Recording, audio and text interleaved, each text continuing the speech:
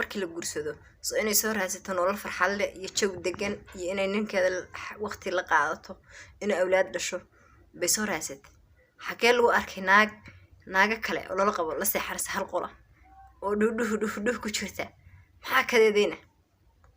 yaa talo maxaa ka dambeeya ka soo cararayeen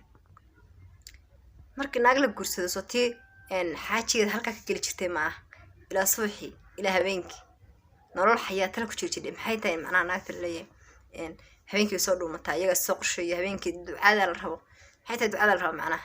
iyadoo gurigeeda joogtay iskaa bilowday duca heli kartaa saa nolol ma ahan allah waxaa timiyo saa nolol ma aha naaga ma aha bise talo wax riwaayad bay jilayeen yaa qof dad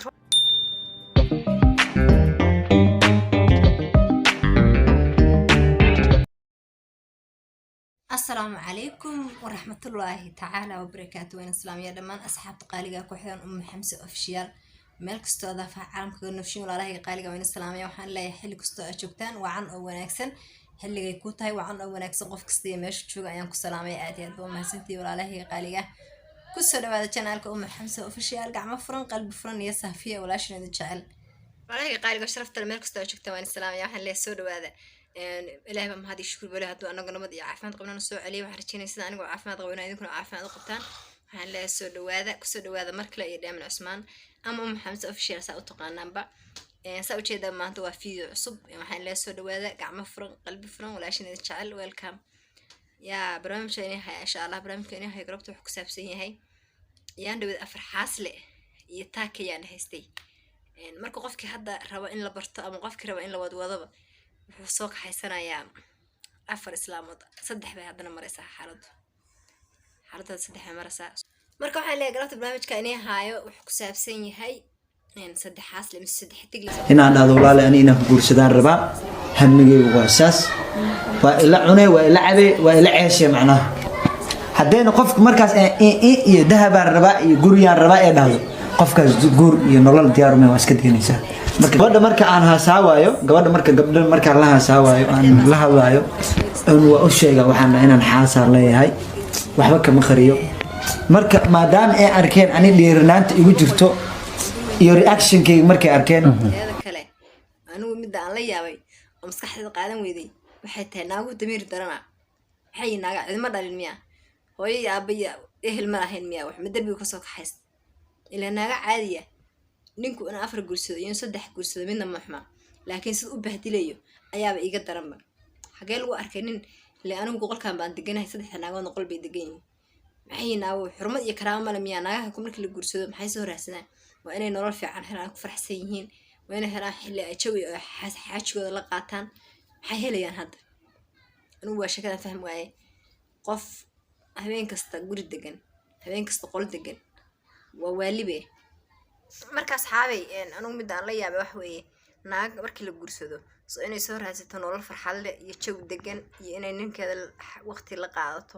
inay awlaad dhasho bay soo raadsatay xagee lagu arkay naaga kale oo lala qabo la seexarsa hal qola oo dhuh ku jirta maxaa kadeedayna yaa talo maxaa ka dambeeya ka soo cararayeen markii naag la guursado soo tii xaajigeeda halkaa ka geli jirtay ma aha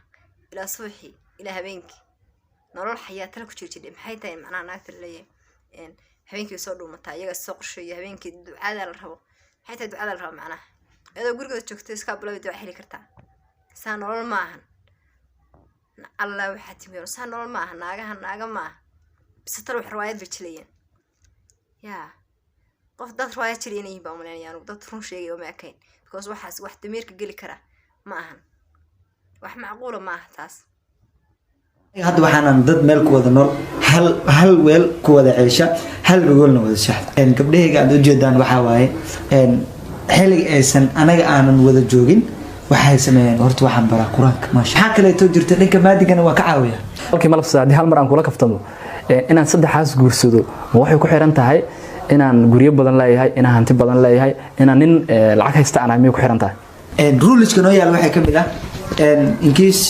gabadhaana waxay gabadhii weyneed oo marwadi waxa qaladka kala gabadha maasha Allah qalad uu iman kara bilaadan way عربي الكاس كله واحد هواء سجارن ساس بدي ما شاء الله markay gabadhan qaladkii gasho haddii aan markii aan habeenkii aan imaado guriga ama aan shaqadeeda kasoo faaruqo haddii aan qur-aankii ama maadigii aan ka rabay eed ka bixi weyso ayadii haddana qaladkii gashay markaas baa qaladkeeda maliya oo waxaan ku sameeya macalinnimo anigoo ah oo aan ka baxay booskii xaajinimadii waan garaa maasha allah number 1 waxaa loo baahan waxay tahay loo guursadaa guur inaa awlaad khayr qaba dhashid inaan jawiga soo qaadatid haddii ku wado aroosa sheer nolol ah inaa ku jirtid aad baan wax ma midda kale saddex naagood jikada ku wada jira awlaad ay dhali doonaa xagee ku hayn doonaa haddayba iyagu aroos hal qodob degan yihiin wax macquul aqliga ka weyn tahay weeye tani aqliga ka weyn hashumaanka ee gadee ma saar miyay la qabay ma saar nin dhalinyaro oo 20 jir oo saddexaas geesaha ay ka fadhiyaan oo saddex saxaas ah ku qanacsan yihiin sidee macnaha ku dhici kartaa طيب كود كويشن ما شاء الله والله waxay igu suurta gashay waxay tahay horta gabadhaana guursaday gabadhaan markan guursaday marwadi wallahi waa arin cajiiba inaba caadi ma aha yaa anigu waa ku walaal sheekadan wuxuu ku leeyahay xaniiyahayga iyo daacadnimadayda iyo runta ayaan u sheegay runta igu soo raaceen bal lama maqal lamana arag xagee lagu arkay gabdho ku qanacayeen hal qolof seexdaan oo haaf dheyd miyaa la dhahaa haaf night qaataan weligay ma arag wallahi waa sheeko cajiib ah sheekadan waxba ka dambeeya wala waan noogeyntii taakay meesha ku dambeysay iyo balaayada ka hadalsiinayay talo kana maxaa ka hadalsiin doona jeegad waa u jaran tahay jeegada dhan waa xiiran tahay garkan waa la soo deystay koofiyadina waa lagu qarinayaa laakiin anigu faar baan ku soo qabtay jeegad waa xiiranta kuwaad khayr allah si marweynkayga dhan ma sha Allah labadaas qol kamid ah aniga degan waxa soo har halka qol waxa degan saddexdeed dambe ma sha Allah habeenkii ayaga soo xilqaamaan qof walba habeenkii gabadhaas oo waxa waaye ma sha Allah aan faataxada wada dhamaystirtan ayaa fahmaysan asxaabta qaaliga markii ugu horeyso aan channelka ku soo gaaray oo maxamed official haday tahay please subscribe gareyso gambarkan frosty fiidiyasha damba aan soo dhigo ula socotid aad iyo aad ay u mahadsan tahay asxaabta subscribe tii saartay oo heerkan soo gaarsiisay iyo asxaabta cusub waxaan leeyahay waa mahadsantiin soo dhawaada mar kale ugu horeynta wada haday tahay markii ugu horeyso channelka ku soo gaaray ama video ku soo gaaray waxaan ku leeyahay please subscribe ta ila gees marin like dheh commentiga quruxda badan la soo wadaag wixii fikir ah qabtid yaa iga hilmaamin ha iga hilmaamin waxaan ku leeyahay gambaleelka frosty fiidiyasha damba la socotid marka asxaabta qaaliga aad iyo aad ay u mahadsantahay walaalay sharafta leh ma harajinayna video ka heshaan inta video iyo video la mid ku kulmi doono waxaan igaga tagayaa assalaamu calaykum waraxmatullaahi tacaala wabarakaatuh